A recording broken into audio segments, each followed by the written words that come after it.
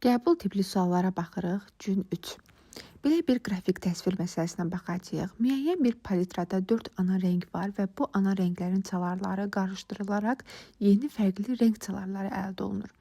Alınmış yeni palitrada isə 128 vurulsun 256 rastır təsvir kodlaşdırılmışdır və yaddaşda saxlanılmışdır. Biz buradan götürürük ki, hər rəngin 10 çaları varsa, 4 ana rəng varsa, 4 dənə xətt seçirəm. Hər birinə 10 rəng çaları yerləşdirirəm. Bu isə 4-dən 10-u bir-birinə vuranda 10 üstü 4, o da 10.000 edir. Deməli, mənim 10.000 rəng çalarım varsa, 10.000-i 2 qüvvətlər arasında göstərməliyəm. 10.000 2 üstü 13-lə 2 üstü 14 arasında yerləşir.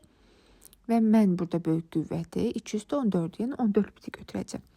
Və qrafik təsvirin həcm düsturunu bilirəm ki, V qrafik bərabərdir A vurulsun B vurulsun N-ə bərabərdir. A vurulsun B göstərilib və cavabı kilobaytla istəyir. Mən bilirəm ki, qrafik təsvir ölçü vahidi bitlə ifadə olunur. Gəlin yerinə qoyaq, daha sonra isə cavabı kilobaytla ifadə edəcəyik. A-nın qiyməti 2 üstü 7, B-nin qiyməti 2 üstü 8, N isə rəng çalarını mən tapdım ki, 14 bittir.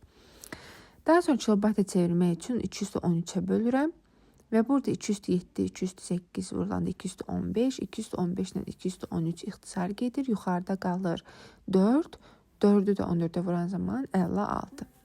Deməli, mən burada cavab A variantını tapdım.